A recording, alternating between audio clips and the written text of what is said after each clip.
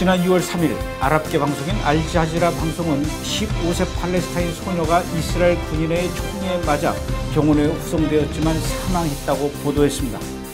이 보도가 나가자 우리나라 언론에서는 팔레스타인 아동인권단체 DCIP의 말을 빌려 올해만도 팔레스타인의 미성년자가 9명이나 숨졌으며 지난해에는 모두 32명의 미성년자가 이스라엘 군인들의 총에 맞아 숨졌다고 팔레스타인 입장에서만 이 문제를 바라보는 편향적인 뉴스를 내보내고 있습니다.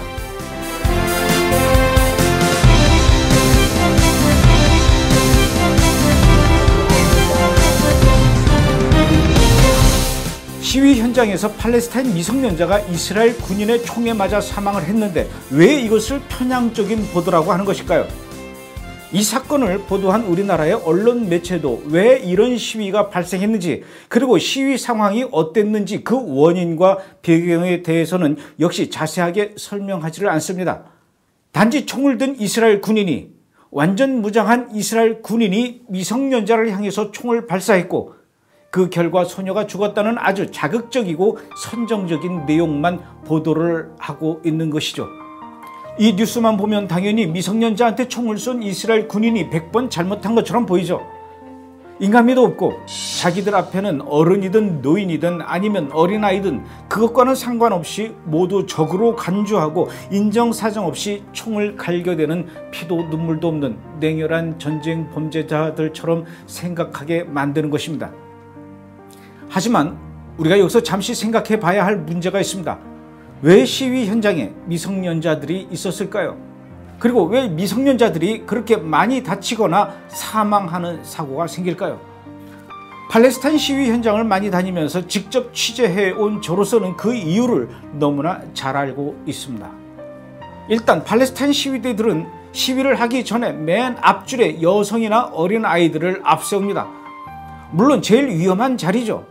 그리고 맨 앞에 자리 잡은 여성과 어린아이들의 손에는 폭탄이 들려 있거나 흉기가 들려 있습니다. 그리고는 이스라엘 군인들을 향해 위협을 하고 흉기를 휘두르는 것입니다. 그럼 당연히 이스라엘 군인들이 그 여성이나 어린아이를 향해서 함부로 군사 행동을 할 수가 없죠. 팔레스타인 시위대들은 이것을 이용하는 것입니다. 팔레스타인의 어린 소녀들은, 그리고 미성년자들은 그렇게 다치고 그렇게 사망하게 되는 것입니다. 참으로 안타까운 일이지만 이것이 바로 이스라엘 군인들과 마주하고 있는 팔레스타인 시위대의 현장의 모습이고 이것이 바로 현실입니다. 이런 뉴스를 들으면 앞뒤 좌우 가리지 않고 그저 뉴스 기사 액면 그대로만 본다면 누구든지 당연히 이스라엘 군인들을 욕하게 될 것이고 반이스라엘 감정을 가질 수밖에 없게 되는 것입니다. 그리고 팔레스타인을 불쌍히 여기게 되면서 인간적으로 동정심과 함께 팔레스타인을 응원하게 하는 것입니다.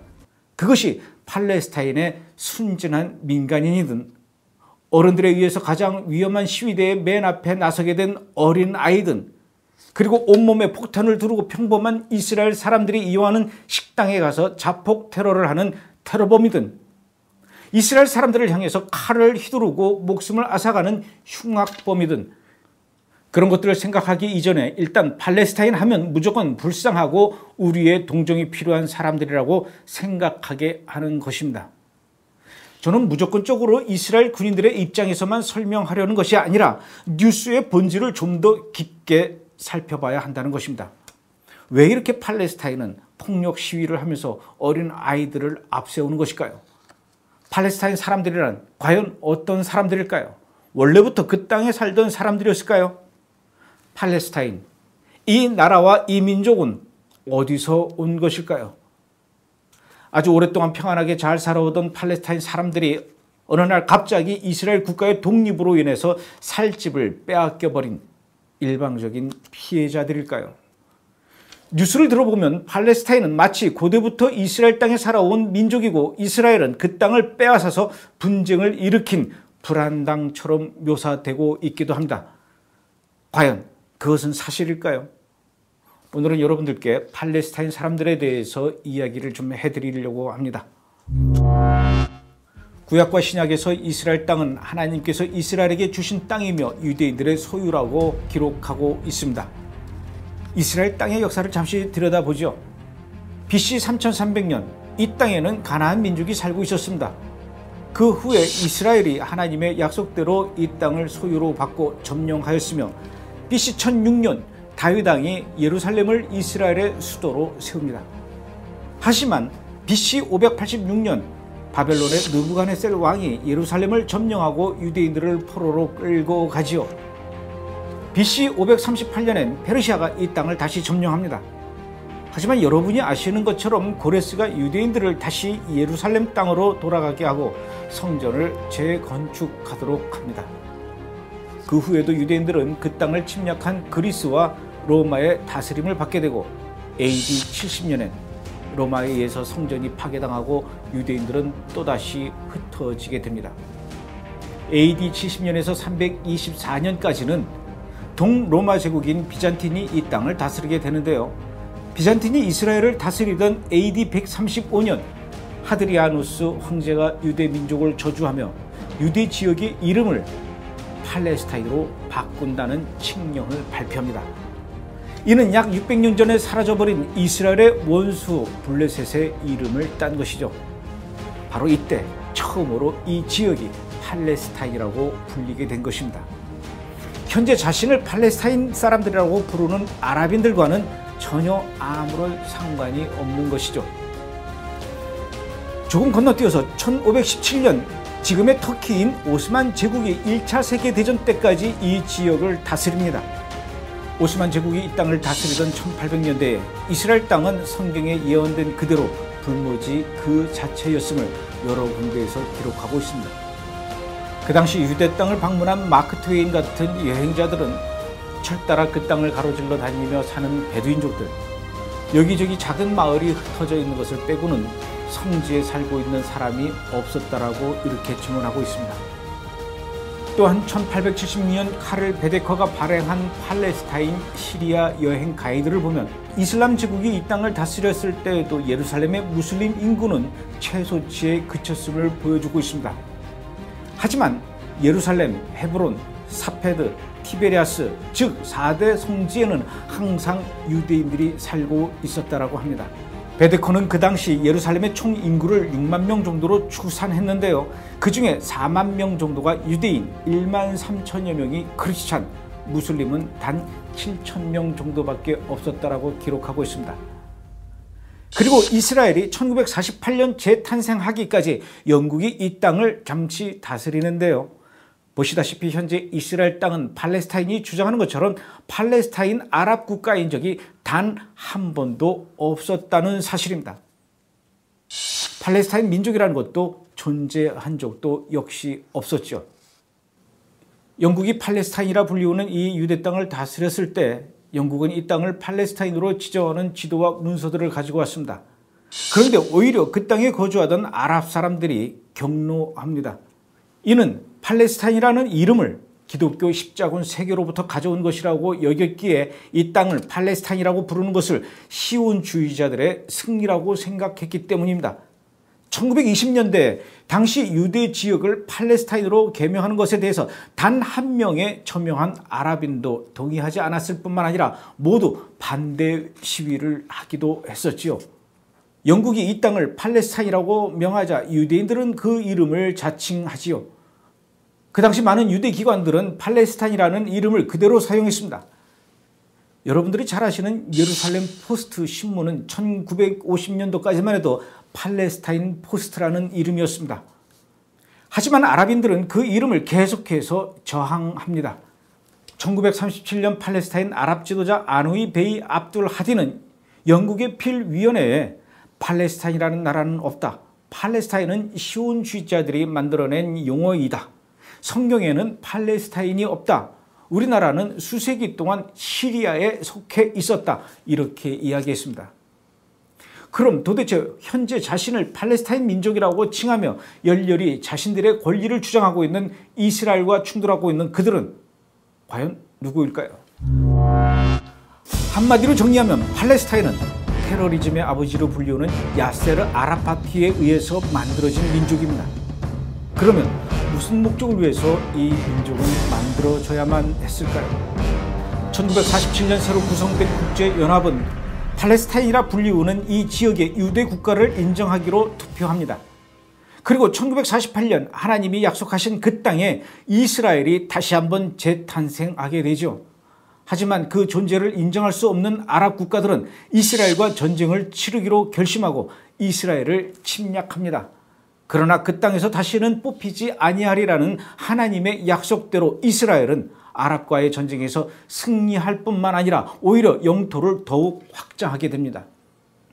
내가 내 백성 이스라엘이 사로잡힌 것을 돌이키리니 그들이 황폐한 성읍을 건축하여 거주하며 포도원을 가꾸고 그 포도주를 마시며 가원들을 만들고 그 열매를 먹으리라. 내가 그들을 그들의 땅에 심으리니 그들이 내가 준 땅에서 다시 뽑히지 아니하리라. 네 하나님 여호와의 말씀이니라. 이때 이스라엘 땅에 남겨져 난민이 된 아랍인들을 주변 아랍 국가들은 전혀 받아주지 않고 그들을 이스라엘 땅에 고립시켜버립니다. 현재 속칭 팔레스타인과 이스라엘의 분쟁은 어쩌면 쉽게 해결될 수 있었던 것이었습니다. 이스라엘 땅에서 난민이 된 자신의 형제 아랍인들을 두 팔 벌려서 그들이 받아주었다면 되는 것이었죠. 하지만 그들은 그렇게 하지 않았습니다. 대신 그들을 고립시키고 팔레스타인이라는 정체성을 부여하며 그들에게 오히려 특별한 임무를 부여합니다. 바로 이스라엘을 없애버리는 것이었습니다. 이렇게 해서 팔레스타인 민족이라는 것이 생겨나게 된 것입니다. 팔레스타인 해방기구의 초대 수반이었던 이집트인 야세르 아라파트는 1964년 예루살렘 성지가 오직 이슬람에 속한 것이며 유대인들은 결코 이 지역에 산 적이 없었고 고대 팔레스타인 민족이 수천 년 동안 살아왔다고 주장하기 시작합니다. 이것이 허무맹랑한 거짓말이라는 것은 앞의 설명을 통해서도 여러분들 아실 것입니다. 그와 그의 멤버들의 평생 임무는 유엔과 전 세계의 테러와 외교를 통해서 중동에서 유대인들을 아예 없애버리는 것이었습니다. 존재하지도 않았던 팔레스타인과 팔레스타인 민족이라는 것을 전 세계에 각인시키기 위해서 그가 생각해낸 것이 바로 테러였습니다. 야세르 아라파트, 그의 또 다른 칭호는 현대 테러리즘의 아버지입니다. 그는 최초 비행기를 납치했으며 이스라엘 민간인들을 표적으로 한 폭탄 테러, 1972년 뮌헨 올림픽 학살 사건 등 세간의 이목을 끈 일련의 폭력 행위로 국제 언론 사전에 팔레스타인 민족이라는 용어를 만들어냅니다. 어처구니 없게도 세계는 이것을 주목하며 1947년 유대의 국가를 인정했던 유엔은 1974년 팔레스타인 해방기구를 팔레스타인 민족의 유일한 합법적인 대표로 인정하게 됩니다. 야만적이고 터무니없는 테러로 인해서 5년 만에 팔레스타인 민족이라는 것이 이렇게 탄생하고 이스라엘은 이 땅의 주인인 팔레스타인을 핍박하는 점령군으로 돌변하게 된 것입니다. 이러한 터무니없는 거짓말에 전 세계가 너무나 쉽게 속고 있다는 것은 세계가 누구의 손에 지배를 받고 있는지 또한 너무나 명백하게 보여주는 것이라고 할 수 있습니다. 이들에겐 하나님의 약속도 말씀도 하나님의 존재도 실제하지 않는 것뿐이죠. 팔레스타인은 입으로는 평화를 외치고 있지만 사실 이스라엘과 공존하는 평화를 원치 않습니다.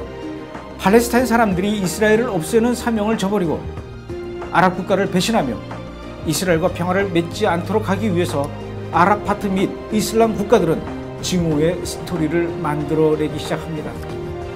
이스라엘이 팔레스타인 땅을 훔쳤으며 팔레스타인 사람의 운명은 유대인들을 바다에 던져 넣기까지 최선을 다해서 싸워야 한다는 이야기로 이는 오늘날까지 모든 아랍 아이들에게 가르쳐지고 있습니다. 이슬람은 지금도 그들의 목적을 이루기 위해서 인내하며 기다리고 있습니다. 유대인들을 죽이는 자를 미화하고 요람에서 무덤까지 이어지는 이스라엘에 대한 증오 교육과 문화는 팔레스타인 사회 전반에 스며들어 있습니다. 이는 이스라엘과 결코 평화를 맺지 못하도록 막고 있는 보험 증권과도 같은 것이죠. 팔레스타인은 예수님께서 재림하실 곳이자 하나님께서 이스라엘에게 영원히 약속하신 땅에서 이스라엘을 완전히 몰아내고 예루살렘을 아랍 국가로 만들기까지 그들의 철면피적인 계략과 테러를 멈추지 않을 것입니다. 겉으로는 양의 탈을 뒤집어 쓰고 말이죠. 팔레스타인 뒤에는 아랍연맹 22개국, 이슬람 국가회의 기구 57개국이 있으며 대부분의 개발도상 국가들도 팔레스타인을 지지하고 있습니다. UN, 러시아, 최근 중국 또한 팔레스타인을 지지한다고 공공연하게 말하고 있습니다. 성경은 마지막 때에 열방이 이스라엘을 공격할 것을 예언하고 있습니다. 이들이 내세우는 대의가 무엇일지는 몰라도 이스라엘을 두고 벌어지는 싸움은 영적이라는 것을 여러분 잊지 말아야 할 것입니다. 예수님의 재림을 막으려는 사탄의 최후의 발악이라고 할 수 있지요. 허무맹랑한 거짓말에 전 세계가 이스라엘에 대한 미움과 증오로 똘똘 뭉치는 것을 보면서 우리는 지금의 시대를 분별해야 할 것입니다. 지금은 알곡과 가라지가 분명하게 갈라지는 때입니다. 그동안은 회색지대에 머물며 지내는 것이 가능했을지는 몰라도 이제는 예수님과 이스라엘을 사랑하는 자와 대적하는 자가 더욱 극명하게 나뉘어질 것입니다.